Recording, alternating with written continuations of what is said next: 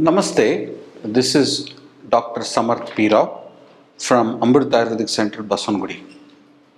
This episode, we're going to talk about all the different things that you need to avoid if you have bronchial asthma.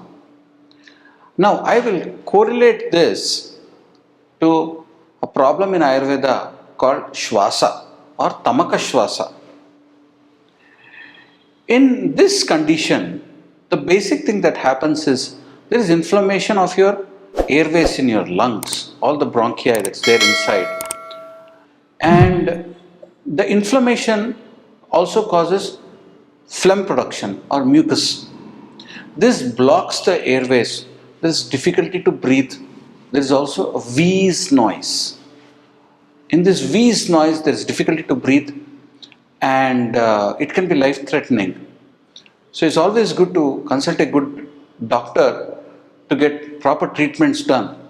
Ayurveda, we have excellent medications, excellent Panchakarma procedure like Vamana procedure in this condition.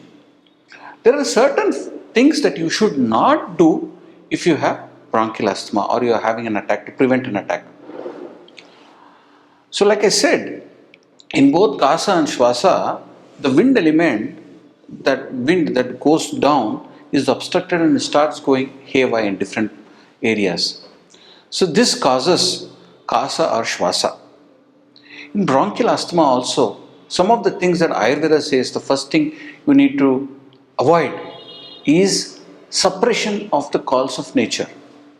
You feel like defecating, feel like urinating, feel like coughing. So you should never suppress this. You should go and release them. So by this, the wind element stays in control. You shouldn't face too much dust and wind. Exposure to wind and dust can quickly trigger the inflammatory response, causing a asthmatic attack. A lot of hard exercises also. A lot of kids come to me with asthma problems. One common factor that I see in asthmatic patients is the dependency on certain medications.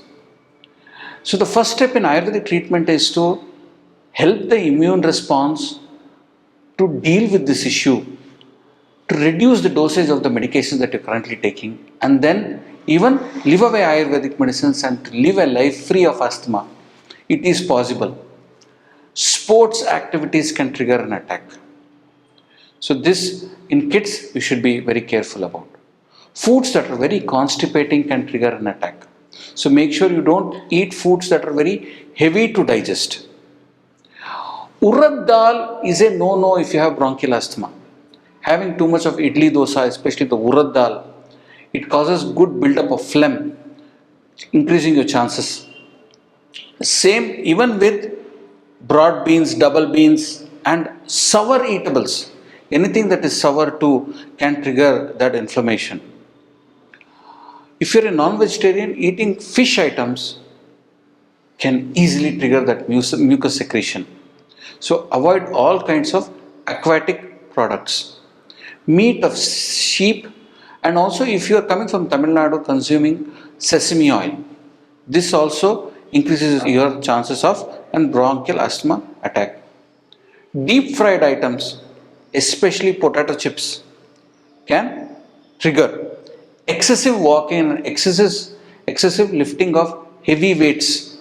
See, during an exertion, what happens is your lungs also expands and contracts swiftly to supply good oxygen throughout the body to give you that energy. This can trigger an inflammation.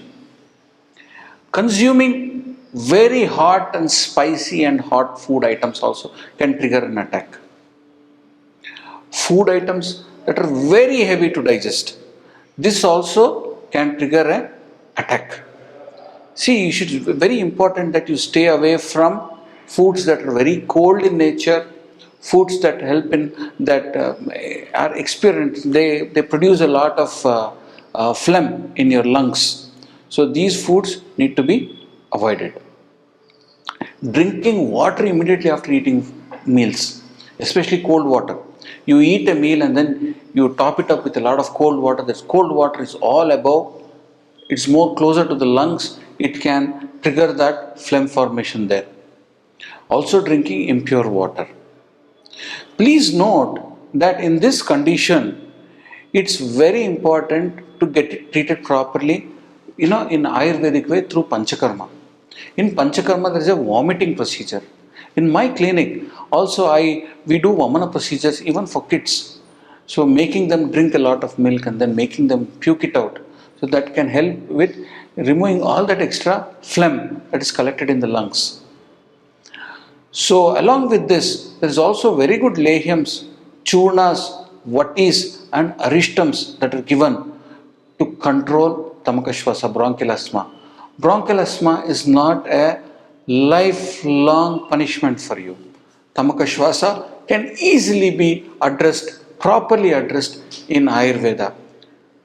If you are habituated to using inhalers and puffers, you need to come off it and then with the help of Ayurveda and then be free of all kinds of medicines and breathe free and breathe nicely. This episode I've talked to you about all the different things that you need uh,